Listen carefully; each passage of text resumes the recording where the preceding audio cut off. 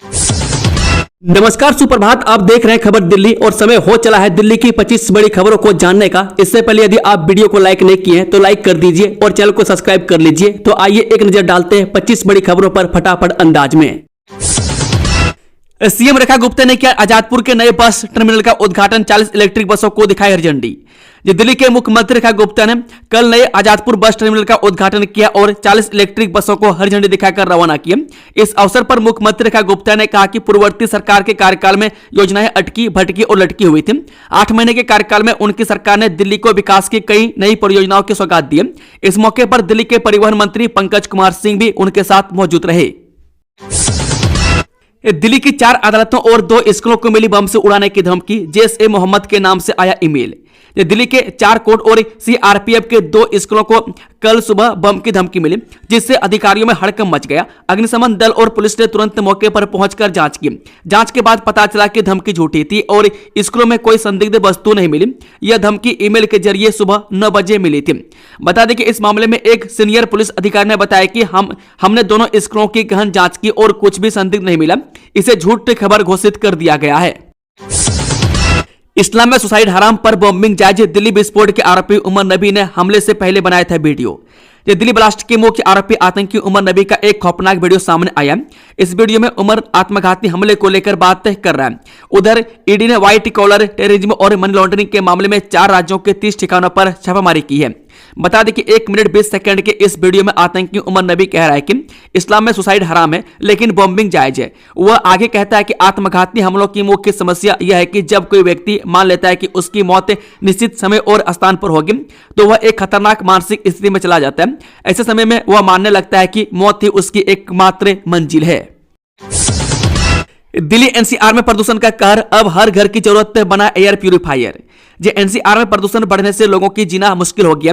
नोएडा में air quality index 350 के पार जाने से स्थिति गंभीर है। वहीं दिल्ली के कई इलाकों में AQI 400 के पार बना हुआ है। इससे एयर प्यूरिफायर की मांग तेजी से बढ़ रही है क्योंकि लोग घरों और दफ्तरों में शुद्ध हवा चाहते हैं। फर्जी मान्यता और टेरर कनेक्शन, दिल्ली पुलिस ने अल फलाह चांसलर को भेजे 2 नोटिस। दिल्ली पुलिस ने अल फलाह विश्वविद्यालय के कुलपति को फरीदाबाद आतंकी मॉड्यूल मामले और धोखाधड़ी के आरोपों में 2 समन जारी किए। यूजीसी और NAAC की शिकायत पर विश्वविद्यालय के खिलाफ FIR दर्ज की गई है। वह पुलिस ने ट्रस्ट के कार्यालय पर छापा मारकर दस्तावेज जब्त किए। कुलपति का बयान विश्वविद्यालय के कामकाज को समझने के लिए महत्वपूर्ण माना जा रहा है। लाल किला ब्लास्ट के बाद दिल्ली अलर्ट, अवैध पार्किंग अब मानी जाएगी आतंकी खतरा। दिल्ली में आतंकी हमले के बाद RWA ने अवैध पार्किंग के खिलाफ निगरानी बढ़ा दी है। सोसाइटियों में अवैध रूप से पार्क किए गए वाहन सुरक्षा के लिए खतरा बन सकते हैं। RWA निवासियों के साथ मिलकर संदिग्ध वाहनों पर नजर रखेगी और पुलिस से सख्त कार्रवाई का आग्रह किया है। निवासियों से सतर्क रहने और संदिग्ध गतिविधियों की सूचना देने का आग्रह किया गया है। दिल्ली के सरकारी स्कूलों में बढ़ेगी निगरानी, अब हफ्ते में 3 दिन होगा निरीक्षण, पढ़ाई के स्तर को सुधारने की कवायद। दिल्ली के सरकारी स्कूलों में शिक्षा की गुणवत्ता बढ़ाने के लिए शिक्षा निदेशालय ने एक नई योजना शुरू की है। वह फरवरी 2026 तक हफ्ते में 3 दिन अनिवार्य निरीक्षण होगा। निरीक्षण में कक्षाओं की स्थिति, बुनियादी ढांचा, शिक्षक और छात्रों की उपस्थिति और पढ़ाई का स्तर शामिल होगा। इस योजना का उद्देश्य शिक्षण स्तर को सुधारना और कमियों को दूर करना है। निदेशालय के मुताबिक सभी अतिरिक्त निदेशक, क्षेत्रीय निदेशक और उप निदेशक को अपने अपने जोन के स्कूलों का नियमित निरीक्षण करना होगा। जरूरत पड़ने पर वे सामान्य स्कूल के समय अलावा शाम की शिफ्ट में भी स्कूल का दौरा करेंगे। दिल्ली में कृत्रिम वर्षा के प्रयासों पर मंडराए संकट के बादल, 3 ट्रायल बाकी और सिर्फ 13 दिन की मंजूरी। दिल्ली में प्रदूषण से निपटने के लिए कृत्रिम वर्षा का प्रयोग मुश्किल में, मौसम अनुकूल न होने से क्लाउड सीडिंग के ट्रायल नहीं हो पा रहे, जबकि DGCA की अनुमति भी खत्म होने वाली है। मैं IIT कानपुर की टीम बादलों का इंतजार कर रही है, लेकिन मौसम विभाग के अनुसार अगले 1 सप्ताह में बादल छाने की संभावना नहीं है। पर्यावरणविदों का मानना है कि सर्दियों में दिल्ली की जलवायु क्लाउड सीडिंग के लिए उपयुक्त नहीं है, इसलिए अब बच्चे 3 ट्रायल करने के लिए IIT कानपुर की टीम उपयुक्त बादलों का इंतजार कर रही है। बताया जा रहा है कि जब भी 30 से 50% तक की नमी वाले बादल मिलेंगे, IIT कानपुर क्लाउड सीडिंग के अगले ट्रायल करेगा। मजदूरों की सुरक्षा पहली प्राथमिकता, मुआवजा बढ़ाने के साथ स्वास्थ्य जांच अनिवार्य करेगी दिल्ली सरकार। ये दिल्ली सरकार श्रमिकों की मृत्यु पर मुआवजा राशि बढ़ाने के लिए नई नीति लाएगी। श्रम मंत्री कपिल मिश्रा ने कहा कि इसका उद्देश्य श्रमिकों के परिवारों को आर्थिक सुरक्षा देना है। बैठक में कौशल विकास, सुरक्षा प्रशिक्षण और स्वास्थ्य जांच पर भी चर्चा हुई। सरकार श्रमिकों के अधिकारियों और सुरक्षित वातावरण को सुनिश्चित करने के लिए प्रतिबद्ध है। बता दें कि बैठक के दौरान विभिन्न क्षेत्रों में कौशल विकास कार्यक्रमों का विस्तार, निर्माण स्थलों पर आधुनिक सुरक्षा मानकों पर आधारित प्रशिक्षण, रोजगार क्षमता बढ़ाने के लिए प्रमाणित पाठ्यक्रम शुरू करने और कार्यस्थल पर प्रशिक्षण अनिवार्य करने जैसे सुझावों पर चर्चा की गई। दिल्ली हाईकोर्ट के आदेश के बाद बुक प्रॉपर्टी में बिजली कनेक्शन देने का आदेश जारी, 1,25,000 परिवारों को होगा फायदा। दिल्ली सरकार ने एमसीडी द्वारा सील की गई संपत्तियों को बिजली कनेक्शन देने का आदेश जारी किया। पहले अवैध निर्माण के कारण कनेक्शन नहीं दिए जाते थे, जिससे लोगों को परेशानी होती थी और बिजली चोरी बढ़ती थी। मुख्यमंत्री के अनुसार इस निर्णय से 1,25,000 से अधिक उपभोक्ताओं को लाभ होगा और बिजली चोरी पर रोक लगेगी। हेल्पलाइन स्थापित की जाएगी और समन्वय बढ़ाया जाएगा। डूसू की जॉइंट सेक्रेटरी दीपिका झा निलंबित, प्रोफेसर से मांगनी पड़ेगी लिखित माफी, देना होगा शपथ पत्र। दिल्ली विश्वविद्यालय ने डूसू की संयुक्त सचिव दीपिका झा को प्राध्यापक से अभद्रता के आरोप में 2 महीने के लिए निलंबित कर दिया। उन्हें माफीनामा और शपथ पत्र जमा करने का आदेश दिया गया। निलंबन अवधि के दौरान उनके कॉलेज परिसर में प्रवेश पर रोक रहेगी। आचरण समीक्षा समिति निलंबन पर पुनर्विचार करेगी। छात्र संगठनों में इस मुद्दे पर मतभेद है। विश्वविद्यालय प्रशासन ने कैंपस में अनुशासन बनाए रखने पर जोर दिया है। दिल्ली में शराब शौकीनों के लिए गुड न्यूज, ऐप बताएगा कहां मिलेगा फेवरेट ब्रांड का स्टॉक। दिल्ली आबकारी विभाग ने ई आबकारी दिल्ली नामक एक मोबाइल ऐप ट्रायल मोड में लॉन्च किया, जिसके जरिए उपभोक्ता घर बैठे अपने पसंदीदा शराब ब्रांड का स्टॉक, दुकान की लोकेशन और उसकी उपलब्धता की जानकारी प्राप्त कर सकते हैं।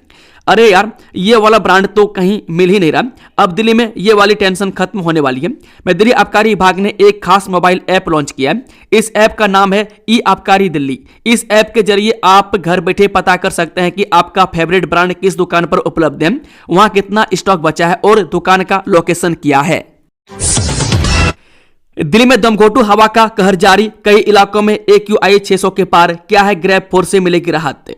राजधानी दिल्ली में मंगलवार यानी कि 18 नवंबर की सुबह लोग एक बार फिर घने स्मोक की चादर में लिपटी हवा के बीच जागे। कई दिनों से लगातार बहुत खराब श्रेणी में बनी हवा ने अब हालत और भी बिगाड़ दी है। सुबह 6:05 पर दिल्ली के एयर क्वालिटी इंडेक्स 461 दर्ज किया गया, जो बेहद खतरनाक स्तर माना जाता है। पिछले 1 महीने से दिल्ली की हवा जहरीली बनी हुई है और कृत्रिम बारिश कराने की कोशिशें भी अब तक किसी काम की साबित नहीं हुई है। दिल्ली पुलिस ने 3 करोड़ की इलायची चोरी का किया पर्दाफाश, 24 घंटे में पूरा कंसाइनमेंट किया बरामद। दिल्ली पुलिस ने करीब 3 करोड़ रुपए की इलायची की खेप बरामद की है। यह माल एक बड़े क्रिमिनल ब्रीच ऑफ ट्रस्ट के मामले में चोरी करके बेंगलुरु में बेच दिया गया था। दिल्ली पुलिस के मुताबिक 8 नवंबर को तमिलनाडु के थेनी जिले के रहने वाले आर सिराजुद्दीन ने अलीपुर थाने में शिकायत दी थी। शिकायत में कहा गया था उन्होंने महंगी इलायची की बड़ी खेप दिल्ली के ट्रांसपोर्टर बालाजी को सौंपी थी, लेकिन उसने और उसके साथी आरोपियों ने माल को रास्ते में ही गायब कर दिया और उसे चोरी छुपे बेंगलुरु में बेच दिया। दिल्ली पुलिस ने शिकायत मिलते ही मामला दर्ज किया और तुरंत एक स्पेशल टीम बनाई। टीम ने तकनीकी निगरानी, इंफॉर्मेशन नेटवर्क और लगातार दबिश देकर मामले को सुलझाया। पुलिस ने सिर्फ 24 घंटे में पूरी 203 बैग इलायची बरामद कर ली। फर्जी फॉरेक्स ट्रेडिंग सिंडिकेट का पर्दाफाश, दुबई से चल रहा था नेटवर्क के बैंक मैनेजर समेत 3 गिरफ्तार। दिल्ली पुलिस की क्राइम ब्रांच ने एक ऐसी साइबर ठगी का पर्दाफाश किया जिसने पूरे देश में सैकड़ों लोगों को फर्जी फॉरेक्स ट्रेडिंग का सपना दिखाकर लूट लिया। यह नेटवर्क न सिर्फ दिल्ली NCR बल्कि देश भर में फैला था और इसका संचालन दुबई में बैठे मास्टरमाइंड द्वारा किया जा रहा था। पुलिस की कार्रवाई में 3 बड़े सदस्य गिरफ्तार हो चुके हैं, जबकि अंतर्राष्ट्रीय कड़ी की जांच तेज कर दी गई है। निर्माण को लेकर एमसीडी द्वारा सील प्रॉपर्टी पर भी मिलेगा बिजली कनेक्शन, दिल्ली के 1.25 लाख परिवारों को राहत। दिल्ली में रहने वाले उन 1.25 लाख परिवारों के लिए राहत भरी खबर है।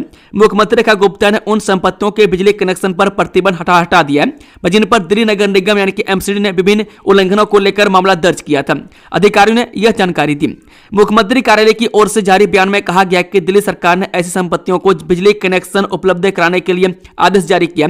बयान के मुताबिक गुप्ता ने कहा कि यह निर्णय जनहित में लिया गया क्योंकि दिल्ली सरकार सभी परिस्थितियों में नागरिकों के मौलिक अधिकारों को और आवश्यक सेवाओं तक उनकी पहुंच सुनिश्चित करने के लिए प्रतिबद्ध है। हमास की तर्ज पर हिंदुस्तान में हमले की प्लानिंग, ड्रोन और रॉकेट का इस्तेमाल करना चाहते थे आतंकी। राजधानी दिल्ली में लाल किले के पास हुए कार ब्लास्ट मामले की जांच कर रही एनआईए को बड़ी सफलता मिली है। एनआईए ने उमर के एक और साथी जसीर बिलाल वानी उर्फ दानिश को गिरफ्तार कर लिया। दानिश की गिरफ्तारी श्रीनगर से हुई है। दानिश जम्मू कश्मीर के अनंतनाग जिले के काजीगुंड का निवासी है और उसने आतंकवादी उमर उन नबी के साथ मिलकर हमले की साजिश रची थी। जसीर बिलाल वानी को लेकर एनआईए की टीम दिल्ली पहुंच गई है।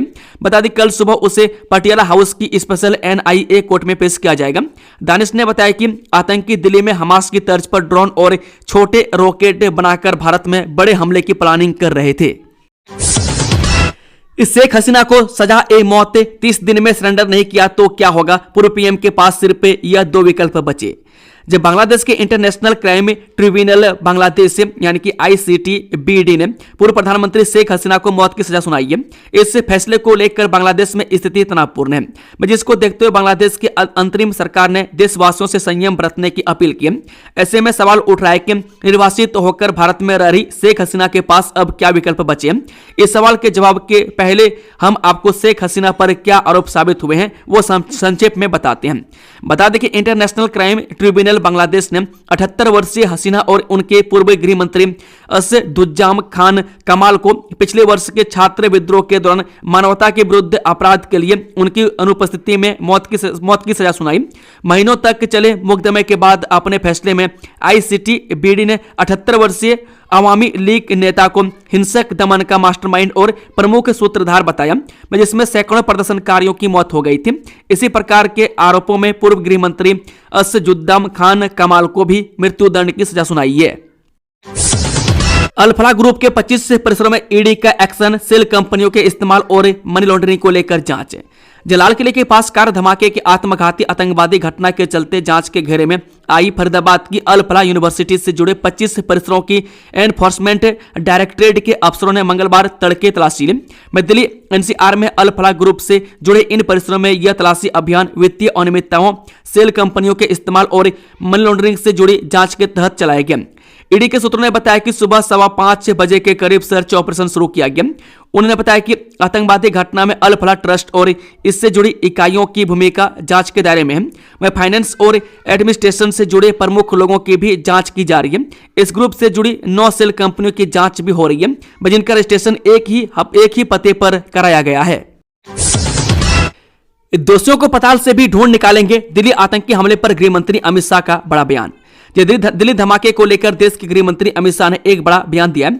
फरीदाबाद में नॉर्थ जोनल काउंसिल की बैठक के दौरान उन्होंने कहा कि दिल्ली में जिन भी लोगों ने बम धमाके को अंजाम दिया उन्हें हम पताल से भी ढूंढ निकालेंगे।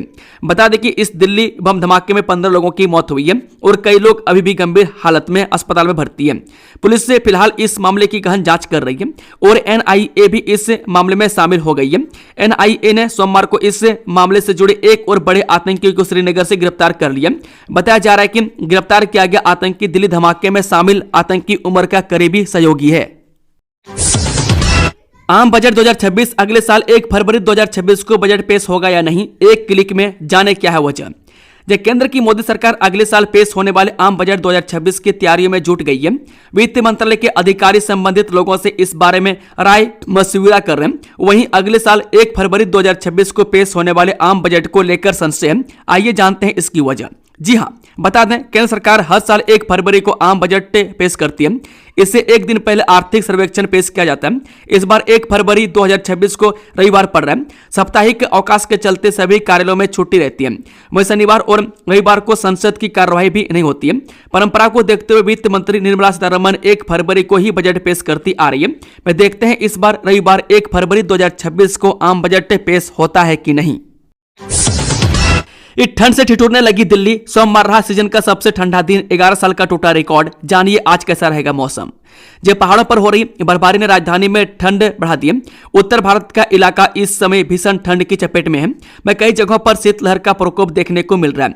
अधिकांश शहरों में तापमान में कमी महसूस की जा रही है। ऐसे में कल सोमवार का दिन बीते 11 साल से और इस मौजूदा सीजन का सबसे ठंडा दिन रहा।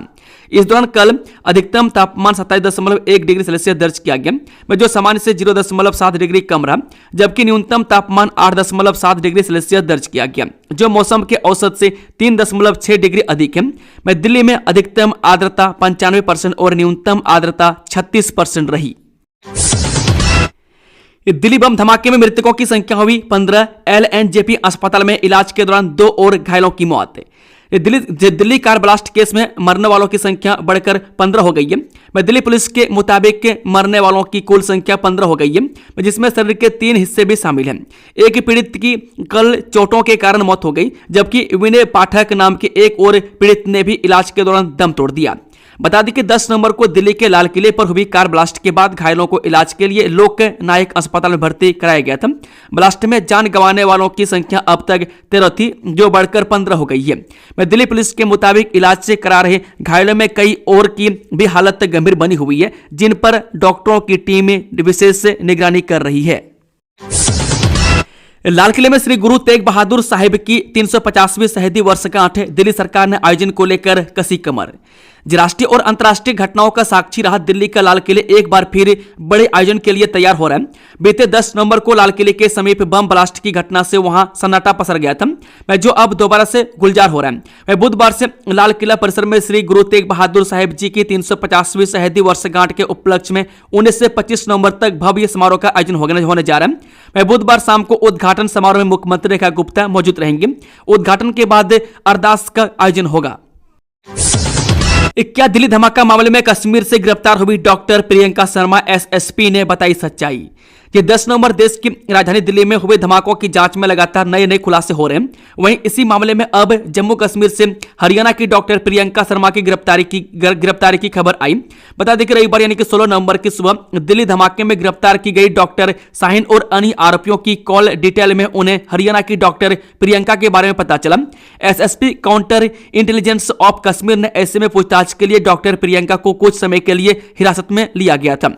जब जी न्यूज की टीम ने इस खबर की पड़ताल के लिए SSP counter intelligence of Kashmir से संपर्क किया तो उन्हें किसी भी महिला डॉक्टर की गिरफ्तारी से इनकार किया। उन्होंने बताया कि दिल्ली धमाकों में पूछताछ के लिए कुछ ही समय के लिए डॉक्टर प्रियंका को हिरासत में लिया गया था।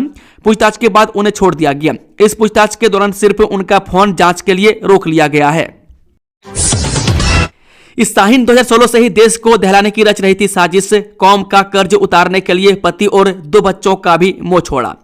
राजधानी दिल्ली में 10 नवंबर को लाल किले के पास धमाका करने वाले आतंकी डॉक्टरों के एक व्हाइट कॉलर टेरर मॉड्यूल की सदस्य डॉक्टर शाहीन सईद 2015 से जैश ए मोहम्मद से जुड़ी हुई है। खबरों के अनुसार नेशनल इन्वेस्टिगेशन एजेंसी यानी कि एनआईए से जुड़े एक अधिकारी ने इस बात का खुलासा किया। शाहीन वही महिला है जिसे इस व्हाइट कॉलर टेरर मॉड्यूल के समूह का सबसे महत्वपूर्ण हिस्सा माना जा रहा है। शाहीन के जैश के सरगना मशहूर अजहर की बहन सादिया अजहर से सीधे संपर्क होने की बात भी सामने आई है। मैडम 1 लाख लगाओ और 10 लाख बन जाएगा, लाखों गायब, पुलिस ने पकड़ा पूरा गैंग। दिल्ली में साइबर ठगों ने शेयर बाजार में निवेश के नाम पर एक महिला से 3,38,000 रुपए ठग लिए। पुलिस ने 2 आरोपियों को गिरफ्तार किया है। जांच में पता चला कि ठगों ने खच्चर खातों का इस्तेमाल किया और लक्ष्मी नगर से संगठित नेटवर्क चला रहे थे। पुलिस से 50 खच्चर खातों की पहचान कर चुकी है, जिनका इस्तेमाल ठगी के पैसों को क्रिप्टो करेंसी में बदलने के लिए किया गया। पुलिस ने ऐसे 50 खच्चर खातों की पहचान की है जिनके जरिए उन्होंने ठगी की रकम ट्रांसफर की। इनमें से कई खातों की पहचान साइबर अपराध के मामले में पहले ही हो चुकी है। पुलिस का कहना है कि आरोपी दिल्ली के लक्ष्मी नगर इलाके से एक संगठित नेटवर्क संचालित करते थे, जो शेयर बाजार में निवेश के नाम पर बड़े पैमाने पर साइबर धोखाधड़ी करते थे और निकाली गई रकम को क्रिप्टो करेंसी में भी बदलते थे। केरल की पीड़ित युवतियां दिल्ली में सुनाएगी लव जिहाद की आप बीती, षड्यंत्र के पूरे तरीके का करेंगी उजागर।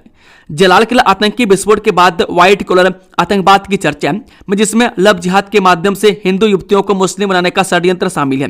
केरल इस षड्यंत्र का केंद्र है। अब केरल की पीड़िताएं दिल्ली में 30 नवंबर को एक कार्यक्रम में अपनी आप बीती सुनाएंगी और लोगों को सतर्क करेंगी। इस आयोजन में धर्म जागरण, हिंदू जागरण और विहिप शामिल है।